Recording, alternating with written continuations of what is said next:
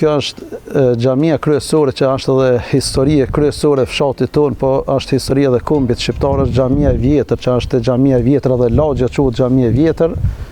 Ajo xhami ka përjetuar disa masakra, domethënë 3 masakra dhe është një varr masiv atje afër xhamisë, ku besimtarët në kohën e Bugarët, që historianët e dinë më mirë, domethënë janë varros për zgjadhje, janë përshkatuar në bord xhamisë, pastaj janë varros për zgjadhje ku pritmat e tyre thojnë xhamati që janë ndi edhe pas 3 ditëve.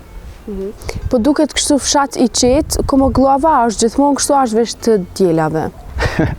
Fshati është i qetë, mirë po harmoninë e fshatit edhe gjallërinë e fshatit gjithherë bojnë nxënësat e shkollës, domethënë aktivitetet e ndryshme që bëhen për fshat, mirë po në përgjithësi është fshat i qetë, pa probleme, pa telashe, është një fshat që do të më marrë lakmin tër Kosovën, edhe është prej fshatra më të mëdha në shtetin e Kosovës. Ju a keni lindë dhe jeni rritë këtu? Po në pikërisht jam i lindur në Komoglovë dhe i rritur në Komoglovë. Qysh ka qenë fëmijëria në Komoglovë këtu?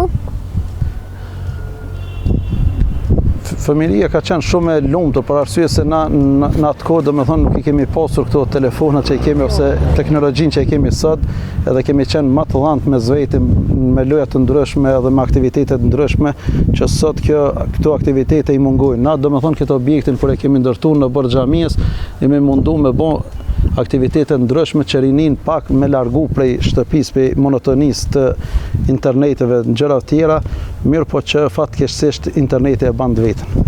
Me atë sa mujtë me po, që edhe kish shumë banorët ishin shumë punëtora, se cili kështu në përëborët e veta të punu diçka, kështu ishtë interesant, që po besoj është një veçanti e këtij fshati, a? Po, është interesant, tokat punohen tash, dikun mbi 90% punohen në fshatin tonë tokat.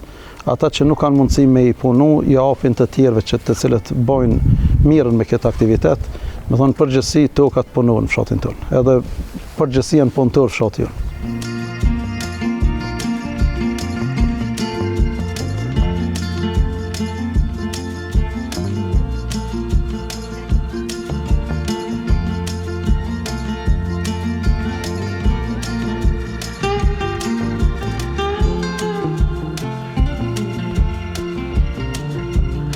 Gjatë vizitës sonë në Komoglovë, na ka rënë në sy një dukuri, shtëpi të mëdha e të bukura, disa edhe të zbrasta, por të ndërtuara me mund nga mërgjimtarët. E kështu që ndiqni një intervistë nga një mërgjimtar i cili flet për eksperiencat e tij jashtë shtetit.